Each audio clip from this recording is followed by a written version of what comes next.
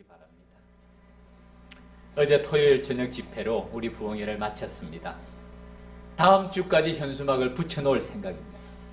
부흥회는 끝났지만은 지금부터 시작입니다.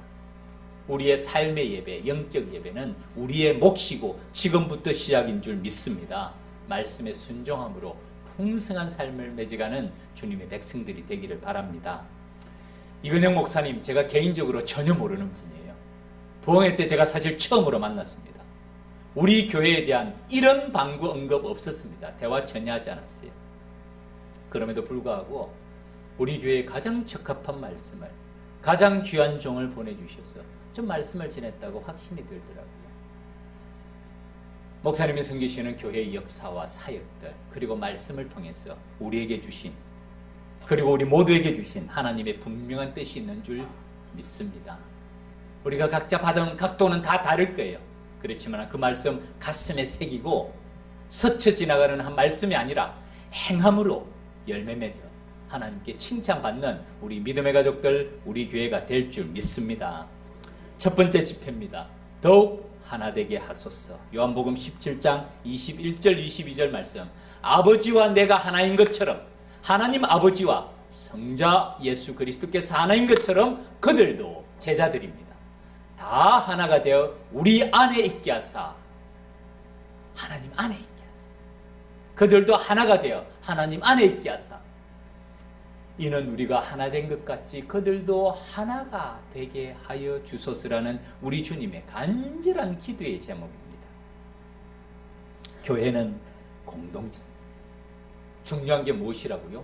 관계. 관계를 소중히 하기 위해서는 어떻게 해야 된다고요? 말과 행동을 조심해야 된다. 목사님이 좋은 얘기 하나 해줬죠. 한호흡 묵상기도. 말하기 전에 한호흡 묵상기도를 하라면서 탈무드 얘기를 인용하지 않았습니까? 지금 해야 될 말인지, 덕을 세우는 말인지 사실은 하나 돼 있죠. 그 말이 사실인지 꼭 확인하고 지금 할 필요가 없으면 하지 말라는 거예요. 덕을 세우는 말이 아니면 하지 말라는 거예요. 말로 관계가 깨어진다는 겁니다. 하나 되게 하소서. 관계의 소중함에 대한 말씀했고요. 두 번째 집회 시간, 행복한 교회 생활. 디모데전서 3장 15절 말씀. 사도 바울이 디모데에게 따뜻하게 간곡하게 부탁합니다. 내가 빨리 가고 싶지만은 만약에 늦으면 너로 하여금, 디모데죠, 하나님의 집에서 어떻게 행하여야 할지를 알게 하려 함이니 하나님의 집에 질서와 규범과 법도가 있다는 말씀이죠. 왜냐하면 이 집은 살아계신 하나님의 교회요 진리의 기둥과 터가 되기 때문에 하나님의 규범과 질서와 법도에 따라서 행해라는 말씀입니다. 우리가 서울남교에서 신앙생활을 하게 된 게 우연이라고 말씀하셨죠. 우연히 살다 보니까 서울남교에서 신앙생활을 하게 된 것이 아니라 하나님의 섭리와 인도하심과 목적이 있다고 말씀하셨습니다. 세 가지를 얘기했습니다. 첫 번째가 뭐죠? 서울남교회는 누구 교회다? 기억하십니다. 첫 번째, 서울남교회는 내 교회다. 소속감. 주인 행세가라는 뜻이 아니고 소속감을 가지라는 것이죠. 본교회 말씀을 하시면서 걸어서 올 수 있는 사람이 몇 프로 정도 된다고요? 5%. 그런데 횡성에서도 오고 울산에서도 오고 그 다음에 저쪽 어디서까지 온다고요? 제주도에서까지 온다. 소속감. 내 교회라. 내 자녀들의 신앙에 뿌리가 내리는 기초가 됩니다. 교회를 옮기고 싶을 때는 만 가지 이유가 있어요. 그렇지만은 첫 번째, 내 교회는 서울남교회라 소속감. 그것이 자녀들에까지 바른 신앙으로 전달되면, 두 번째, 서울남교회는 어떤 교회라고요? 우리 교회라고. 우리 교회. 한 피바다 한 몸 이룬 형제. 서로의 인격을 보면 부족합니다. 인격이 완전한 사람이 누가 있습니까? 인격을 보지 말고 그의 위치와 그의 직분을 보면서 서로서로 섬기라. 그래야 우리 교회가 된다는 말씀이죠. 마지막 세 번째, 서울남교회는 누구의 교회다? 하나님의 교회다. 이게 최종판입니다. 이게 최종 목적이에요. 서울남교회는 하나님의 교회다. 그래서 어떤 교회는 교회 이름이 주님의 교회 또는 주의 교회, 교회의 주인은, 교회의 머리는 하나님이시라는 것에 대한 강조 말씀 아닙니까? 머리 대신 그리스도께 순종하는 것은 당연한 일, 당연한 자세예요. 사람에게 보이려고 그들 앞에서 너의 의를 행치 않도록 주의하라. 그렇지 않냐면 하늘에 계신 너희 아버지께 상을 얻지 못한다는 말씀. 교회란 무엇인가는 아무리 강조해도 지나침이 없습니다. 만약에 이 교회란 무엇인가에 대해서 잘못된 생각이 있으면, 잘못된 신앙관이 되면 큰일 납니다. 신앙의 연륜이 쌓일수록, 시간이 갈수록 자기 생각, 자기 고집으로 굳어지면 큰일 납니다. 항상 생각해야 될 것이 교회란 무엇인가? 행복한 교회생. 세 번째 시간입니다. 새벽 예배였죠. 기도 응답은 다양합니다. 기도에 응답하시는 하나님은 다양하지만은 반드시 응답하시는 줄 믿습니다. 때로는 적극적으로 응답하세요. 적극적으로. 때로는 오랜 시간을 두고 1000번의 번제, 작정 기도 10년, 20년, 심지어는 70년이 지난 다음에 응답하십니다. 다니엘의 기도였죠. 때로는 하나님께서 수정해서 더 좋은 것으로 응답하십니다. 겟세마네 기도를 말씀하지 않았습니까? 쉬지 말고 기도하라. 반드시 기도는 응답하신다. 그리고 다양하게 응답하신다는 말씀이었고, 어제 토요일 날 저녁 마지막 집회, 성도님의 내세관, 죽음을 피할 수가 있습니까? 죽음을 피할 수 있는 사람은 아무도 없습니다. 죽음에 대해서 명백하게 말씀하고 있는 말씀은 성경 외에는 진짜 없어요. 성경에 천국과 지옥에 가는 기록 중에 어느 쪽이 더 많다고요? 천국이 많다고요? 지옥이 많다고 그랬죠. 지옥이 얼마나 많다고요? 4배나 많대요. 4배나. 저도 아직 안 세봤어요. 한번 세봐야 될 것 같아요. 세상에 천국에 가는 말씀보다 지옥에 가는 말씀이 4배나 많은 이유가 뭘까요? 두렵고 떨림으로 너의 구원을 이루어 가라는 말씀이에요. 천국의 소망을 가지고 나그네와 행인처럼 이 땅을 걸어가라는 말씀입니다. 복음의 증인으로 전도의 열매를 맺으며 한 걸음 한 걸음 주님과 동행하는 삶을 살아가라는 말씀이었죠. 오늘 말씀의 제목이 부활신앙 두 종류의 부활인데요. 이것이 바로 우리의 내세관입니다. 죽음에 관한 문제고 부활에 관한 문제입니다. 우리가 부활절 이후에 부활신앙에 대해서 계속 생각하는데 오늘이 사실은 마지막 시간인데 참 어제 말씀을 들으면서 제가 마음속에 많은 생각을 했어요. 설교 초안을 맞춰놓고 어제 저녁 집회를 들으면서 목사님 말씀을 들으면서 참 하나님께서요 사소한 것 하나라도 세밀하게 인도하시고 우리 생각 이상 섬세하고도 세밀하게 인도하세요. 부활신앙이 뭡니까? 이게 내세관입니다. 부활이 언제 있습니까? 죽음 다음에 부활이 있잖아요. 부활신앙이라는 것은 죽음에 대한 우리의 태도를 말하고 이것이 바로 천국과 지옥에 대한 우리의 삶의 자세를 말합니다. 천국을 본 적이 있습니까? 사도 바울처럼 정말 영적인 경험 가운데 천국에 사람이 가히 이룰 수 없는 말의 경험을 한 분도 있어요. 하나님의 특별한 은혜죠. 때로는 내가 본 천국 간증의 책도 나옵니다. 그렇지만은 목사님 말씀처럼 그것은 매우 주관적이에요. 우리 장로교 신앙, 우리 칼빈주의는 성경이 말하는 데까지 말하고 성경이 멈추는 곳에서 멈춥니다. 나사로와 아브라함의 대화 가운데서 천국과 지옥에 대해서 말씀하시죠. 천국을 믿는가? 목사님은 제가 보기에 목사님 머리 좋으신 분 같아요. 굉장히 영민하신 분 같고 예민하신 분. 근데 본인이 스스로 IQ가 2자리라는데 그건 제가 볼 때 농담인 것 같아요. 지리 공부를 그렇게 잘하셨다 그랬죠. 다른 건 모르겠는데 나이아가라 폭포 지리책에서 배웠는데 진짜 가보니까 있었습니까? 없었습니까? 있었대요. 장엄하고 웅장하고 완성적인 책에서 본 것보다 더 놀랍고 아름다운 최종적인 나이아가라 모습을 보면서 감탄을 금치 못했다는 안정을 들었습니다. 설악산 비룡폭포가 거기에 비하면 뭐가 같다고요? 여우가 뭐 하는 것 같다고요? 전 그런 생생하고 그런 품위 있는 표현은 전 죽었다 깨어나도 사용 못할 것 같아요. 여우가 그 시기하는 것 같다고 말씀하시는데 설악산에 여우가 있습니까? 잘 모르겠어요. 천국과 지옥은 죽어봐야 되는 것이 아닙니다. 죽고 난 다음에 우리 영혼이 구천을 떠도는 것 아니에요. 성경은 명백하게 말씀하십니다. 이것이 부활신앙이에요. 부활을 믿는가? 이 말은 바로 천국과 지옥을 믿는가? 우리의 내세관은 무엇인가? 우리가 죽고 난 다음에 우리는 어떻게 되는가 하는 점입니다. 오늘 예배를 준비하면서 우리 찬양대와 같이 성경 암송을 하고 또 말씀을 잠깐 나눕니다.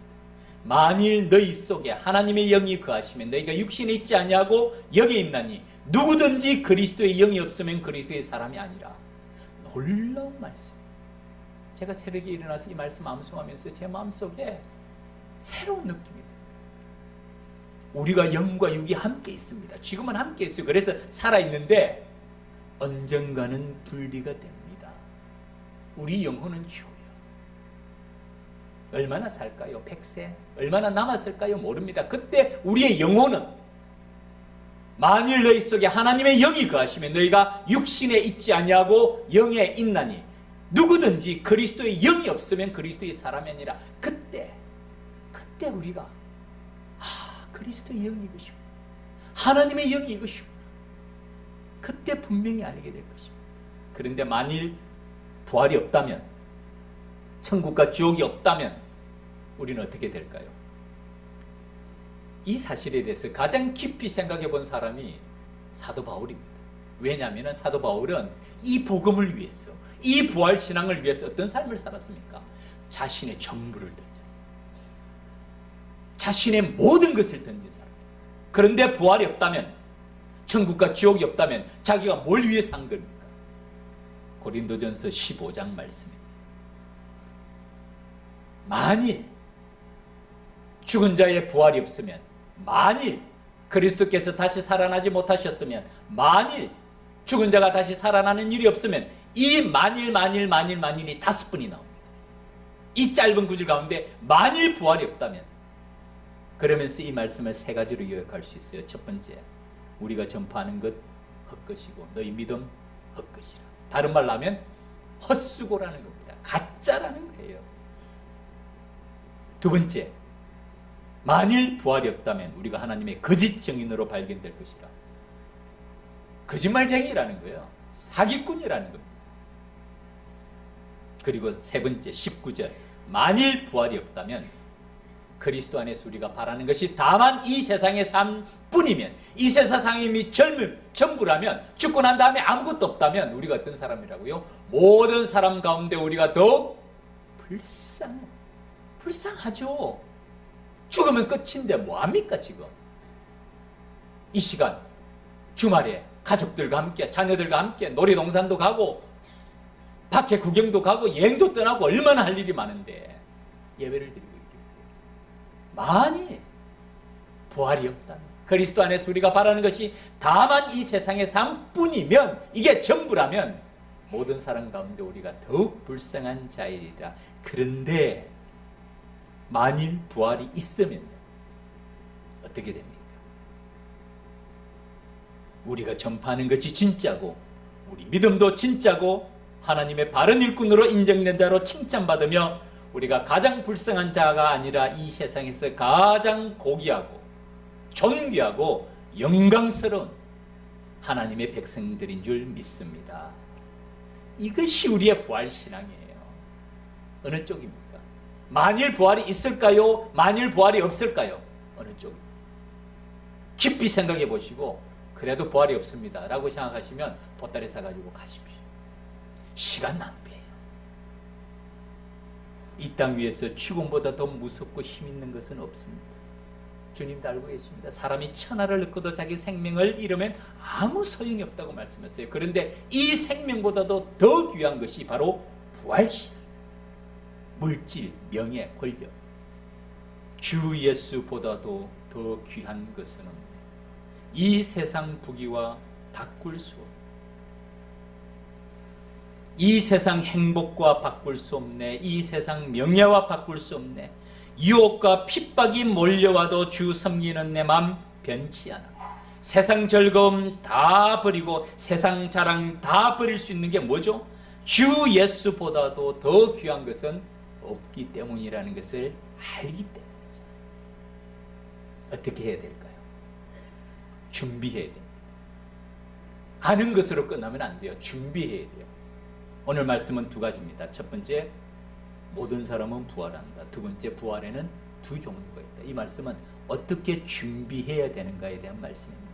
첫 번째, 꼭 기억할 것은 죽음이 끝이 아니라 모든 사람은 부활한다는 사실을 성경은 명백하게 말씀합니다. 오늘 본문 28절, 무덤 속에 있는 자가 다 그의 음성을 들을 때가 오나니, 무덤 속에 있는 자라는 말은 표현입니다. 죽은 사람이라는 뜻이에요. 모든 죽은 사람, 모든 사람입니다. 다 그의 음성을, 모두가 다 그의 음성을 들을 때가 온다. 우리만 부활하는 거 아니에요. 안 믿는 사람도, 모든 사람이 부활한다는 것입니다. 한 번 죽는 것은 사람에게 정하신 것이요, 육신의 죽음이죠. 그 후에는 심판, 하나님의 만남, 우리의 영혼의 하나님의 만남이 있다는 것이에요. 제가 세 사람 예를 드니까 시간이 너무 많이 가서 두 사람만 예를 들게요. 한 사람은 버드란트 러셀이라는 사람, 여러분 아시죠? 영국의 철학자 러셀, 무신론자입니다. 이 사람이 한 말을 제가 인용해 드릴게요. 내가 보기에, 이 러셀이 자기가 보기에 예수의 도덕성에는 아주 심각한 결함이 하나 있다. 예수님은 평가합니다. 결함이 있다는 것이에요. 뭐냐면은 그가 지옥을 믿는다는 것이다. 그가 누구죠? 예수님이. 지옥을 믿는다는 것이 그의 도덕성의 심각한 결함이라는 겁니다. 그 다음에 한 말이, 진정한 자비와 긍휼이 있다면 영원한 형벌을 믿을 수 없다고 본다. 지가 뭔데? 지가 뭔데? 하나님보다 더 사랑이 많은 거예요. 예수님의 사역을 평가합니다. 성경을 자기 입맛에 재단하는 거예요. 내가 보기에 예수의 도덕성에는 아주 심각한 결함이 하나 있다. 그가 지옥을 믿는다는 것이다. 진정한 자비와 긍휼이 있다면, 사랑이 있다면 영원한 형벌을 믿을 수 없다고 본다. 이런 사람이 러셀 한 사람뿐일까요? 천만의 말씀입니다. 신학자들 가운데도 많이 있어요. 목회자 가운데도 많이 있어요. 우리는 그냥 이 사람들을 자유주의자들이라, 진보주의자들이라고 말하는데 관점이 다릅니다. 이 말씀을 보는 관점이 달라요. 하나님의 말씀, 영감된 하나님의 말씀으로 보는데 그들은 이것을 고대 문서로, 그러니까 안 믿는 것이죠. 사르트르, 제가 자주 말씀드렸습니다. 실존주의 철학자, 무신론적 실존주의 철학자 거두 아닙니까? 대표적인 지성인. 폐수종병 아시죠? 병원에서 요즘은 치료가 되는지 안 되는지 잘 모르겠습니다. 그때는 치료 불가능했습니다. 시한부 생명이라고 판단되고 난 다음부터 그때부터 그 사람이 행패를 부리기 시작했어요. 병원에서는 엄청 당황했어요. 위대한 인생의 철학을 수립한 대학자가 품위 있게 죽음을 맞이할 줄 알았는데 죽음이 눈앞에 왔다는 사실을 알고 나서부터는 의사에게 고함을 지르고 간호사에게 집기를 집어던지고, 그리고 살았습니까? 결국 죽었어요. 신문에서 왜 사르트르가 생의 찬미를 그렇게 노래하며 죽음 이후에는 아무것도 없다고 말한 그 사람의 죽음이 그렇게 비참했는가? 한 기사가 실렸습니다. 그에게는 돌아갈 고향이 없었기 때문입니다. 그에게는 돌아갈 고향이 없었기 때문입니다. 심판의 하나님을 만난다는 사실이 사르트르를 공포에 몰아넣어 그로 죽음을 그토록 거부하게 했습니다. 다른 방법으로 설명될 수가 있나요? 죽음을 목전에 두고 있을 때, 그 다음에 어떤 일이 있을 것인지를 그의 영혼은 알았던 것이에요. 한 사람만 더 소개해드릴게요. 볼테르라는 사람, 계몽주의 철학자, 우리 이름 알잖아요. 아마 이 얘기 들었을 겁니다. 이 사람이 한 말입니다. 주로 프랑스 사람이네요. 이 사람도 프랑스예요. 이 사람이 한 말입니다. 기독교가 생겨나기까지는 수백 년이 걸렸지만은 이제 프랑스의 한 사람이 자기를 얘기합니다. 50년 안에 기독교를 다 파괴 없애버리는 것을 보여주겠다. 그리고 다음에 한 말이, 100년 안에 성경은 다 없어지고 만다. 호언장담했어요. 이 사람이 1778년에 죽었는데 지금 500년이 지났어요. 성경이 없어졌네. 그리고 볼테르의 마지막입니다. 어느 날 그에게도 예외 없이 죽음이 찾아왔습니다. 볼테르가 죽음을 맞이할 때 그를 돌보고 있던 의사 이름까지도 기록이 되어 있습니다. 트로킴이라는 의사. 이 볼테르의 마지막 모습을 옆에서 생생하게 본 게 절망적으로 부러지셨다고 말하면서 심지어는 이 의사에게 자기 생명을 6개월만 연장시켜주면 자기 재산의 절반을 주겠다고 의사에게 하소연했답니다. 불안과 공포 속에 떨면서 6개월이 아니라 6주도 지나지 않았어요. 그는 죽었습니다. 그런데 이 광경을 지켜보던 이 트로키마는 의사가 볼테르가 죽음에 대한 이런 공포 가운데 떠는 모습을 보고 자기가 죽음에 대한 공포증이 느낀 거예요. 그리고 그가 볼테르는 죽기 전에 나는 차라리 나지 아니하였더라면 더 좋았을 것을 라고 후회하면서 비참하게 죽어요. 누구 말입니까? 가룟 유다 말이죠. 예수님께서 차라리 나지 아니하였더라면 더 좋았을 것을. 나중에 이 볼테르의 집이 20년이 지난 다음에 제네바 성서공회에서 그의 집을 사서 성서공회 출판사로 삼습니다. 그리고 그 집에서 외국어 성경을 출판하는 파리의 본부가 되었습니다. 성경이 없어지기는커녕 자기의 삶이 비참하게 되면서 영원한 지옥으로 향했을 뿐이지 성경은 지금도 우리에게 생명의 말씀을 전해주고 있습니다. 기억하십시오. 모든 사람은 부활합니다. 모두가 다 그의 음성을 들을 때가 옵니다. 죽음이 끝이 아니에요. 죽음이 끝이 아닙니다. 그 다음에 부활이 있는데 똑같은 부활이 아니라 두 종류의 부활이 있습니다. 부활신앙 두 종류의 부활. 오늘 29절 말씀 같이 한번 읽읍시다. 요한복음 5장 29절 우리 다 같이 한번 읽겠습니다. 시작. 선한 일을 행한 자는 생명의 부활로 악한 일을 행한 자는 심판의 부활로 나오리라. 아멘. 여자가 오래 삽니까? 남자가 오래 삽니까? 여자가 오래 살죠.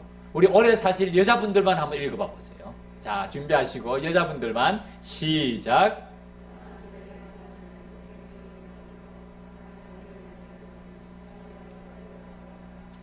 짧고 굵게 살 우리 남자들도 한번 읽어봅시다. 예, 읽겠습니다. 시작. 선한 일을 행한 자는 생명의 부활로 악한 일을 행한 자는 심판의 부활로 나오리라. 아멘. 모두가 다 부활하는데 두 종류의 부활이 있어요. 하나는 생명의 부활이 있고 하나는 심판의 부활이 있대요. 생명의 부활은 이것이 천국입니다. 천국에서의 삶을 생명의 부활. 아버지의 집에서 영원한 삶을 말합니다. 기쁨과 즐거움과 감사와 찬송이 가득하고 눈물과 고통이 없는 곳. 잔치와 같이 풍요가 넘치는 곳. 죄가 없는 곳. 하나님의 사랑으로 가득한 곳. 해보다 더 밝은 곳.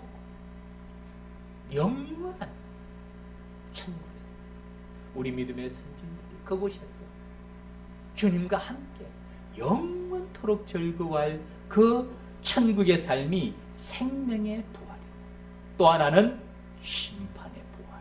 이것이 지옥이고 엄청난 공포와 고통과 두려움과 꺼지지 아니하는 유황불, 구더기도 죽지 않은 고통의 극한을 말합니다. 그 가운데서 뜻하고요, 완전한 의식의 세계라고 말합니다. 나사로의 부활, 아브람과의 대화, 한 부자와 나사로의 이 부활 사건을 보면서 천국과 지옥의 모습, 의식의 세계의 모습. 누가 부활의 생명을, 누가 생명의 부활로, 누가 심판의 부활로 나아가게 됩니까? 이게 사실은 중요하죠.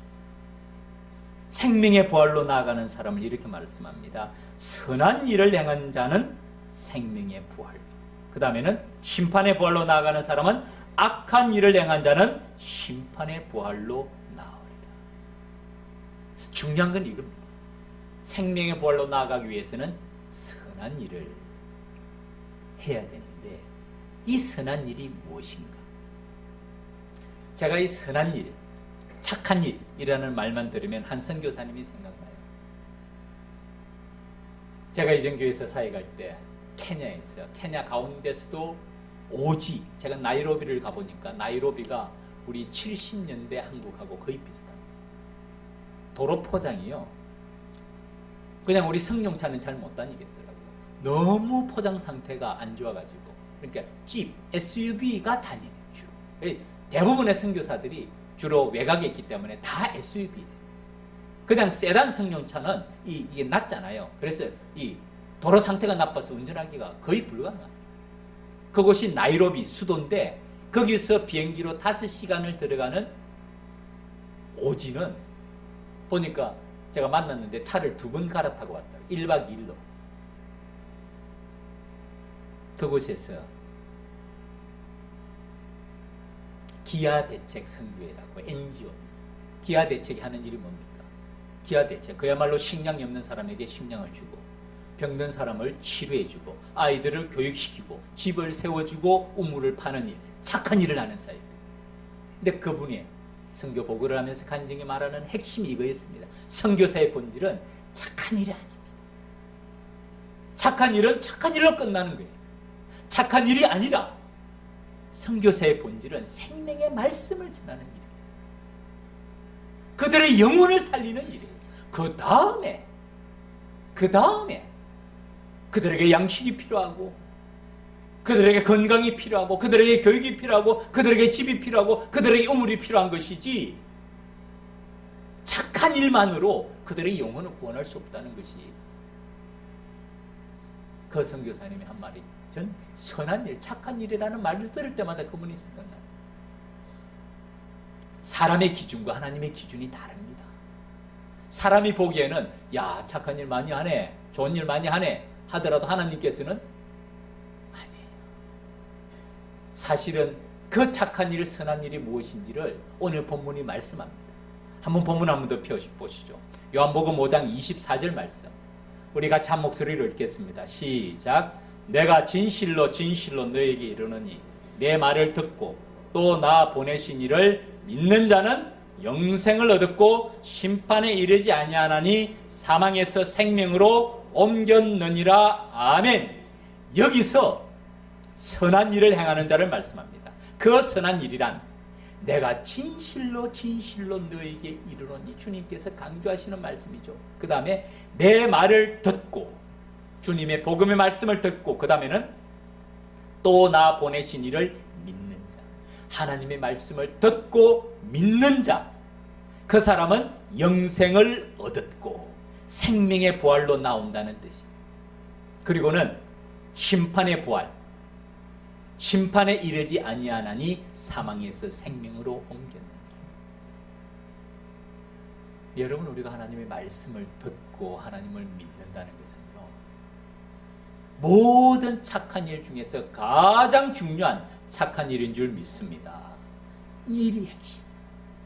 그리고 그 다음에 하나님의 자녀가 되고 난 다음에 주의 말씀을 듣고 그 말씀에 순종하고 하나님을 믿으며 하나님의 백성이 되고 난 다음에 주님의 손가발이 되어서, 주님의 도구가 되어서 성령의 인도하심대로 선행을 베푸는 것, 이것이 하나님의 보시기에 바른 일이지, 사람이 보기에 아무리 착한 일을 많이 해도 내 말을 듣지 아니하고 주님의 말씀을 듣지 아니하고 하나님을 믿지 아니하는 사람, 나 보내신 이를 믿지 아니하는 사람은 소용이 없다는 말씀. 이 땅에서 선행 공덕을 많이 쌓으면 하나님의 나라로 들어가는가? 하나님의 나라를 잘 모르고 가는 소리입니다. 하나님의 나라는 하나님의 법과 하나님의 제도와 하나님의 질서가 있어요. 하나님의 법에 따라야 하나님의 나라에 들어가는 게 당연하지 않습니까? 성경은 그것을 말하고 있어요. 물론 이 땅에서 선한 일, 착한 일을 하지 말라는 말씀이 아니에요. 그러나 출발점이 내 말을 듣고 주님의 복음의 말씀, 진리의 말씀을 듣고 또 나 보내신 이를 믿는 자, 하나님을 믿는 자는 영생을 얻었고 생명의 부활로 나오고 심판에 이르지 아니하나니 사망에서 생명으로 옮겼다고 말씀하시는 것이 바로 이 말씀입니다. 주님의 말씀을 듣지 아니하는 자, 순종하지 아니하는 자, 불순종을 말하죠. 하나님을 믿지 아니하는 자, 하나님을 거부하는 자, 불신앙을 말합니다. 이것이 하나님 보시기에 가장 악한 일이에요. 악한 일을 행한 자는 심판의 보혈로 나오리라. 우리 이 자리에 계신 믿음의 가족 여러분, 우리의 삶이 끝나는 날 죽음이 끝이 아니에요. 그 다음에는 부활이 있습니다.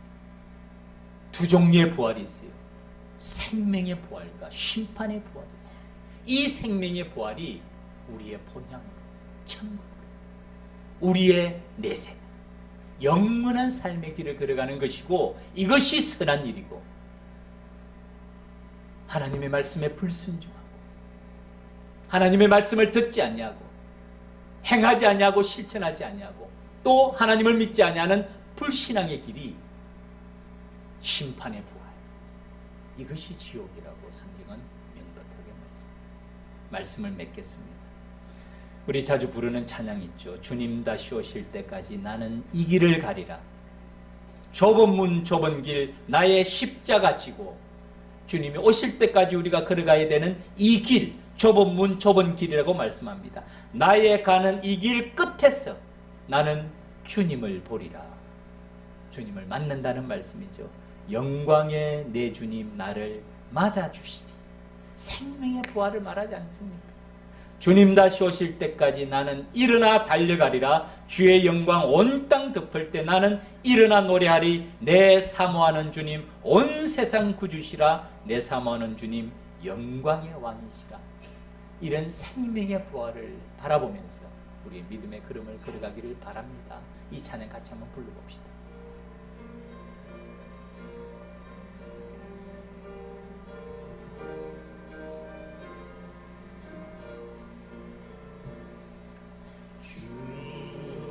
다시 오실 때까지 나는 이 길을 가리라. 좁은 길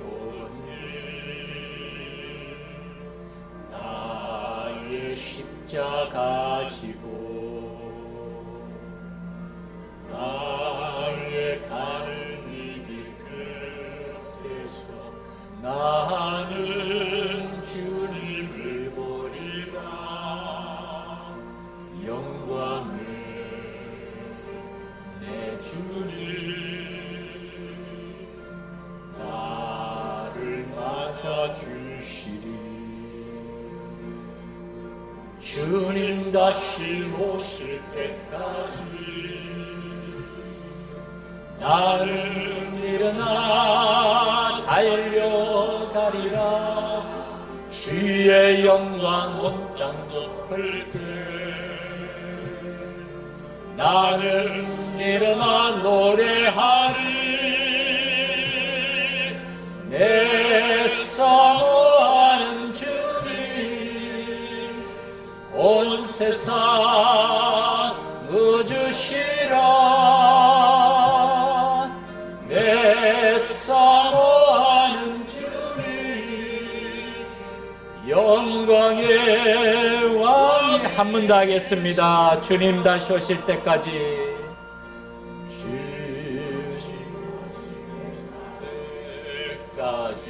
나는 이 길을 가리라. 좁은 문 좁은 길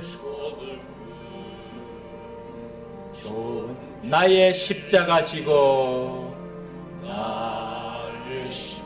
나의 가는 이 길 끝에서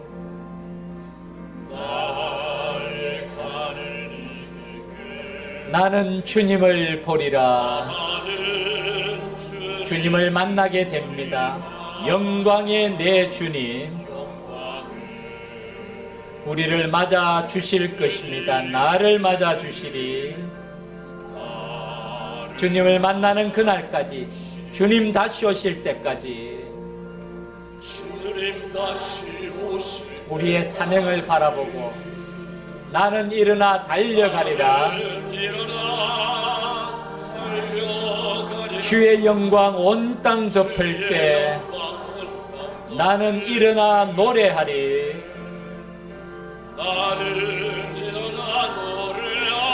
내 사모하는 주님,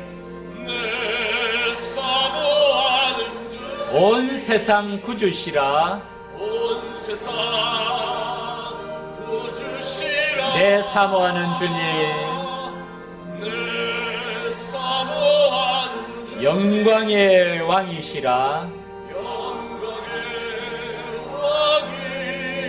아멘.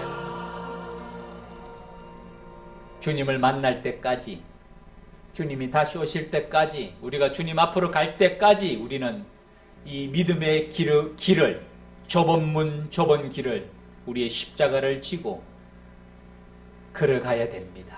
그리고 우리는 나의 가는 이 길 끝에서 반드시 주님을 만나게 될 것입니다. 그때 영광의 주님을 만나서 생명의 부활로 나아가는 저와 여러분의 믿음의 걸음이 되기를 주님 이름으로 축원합니다.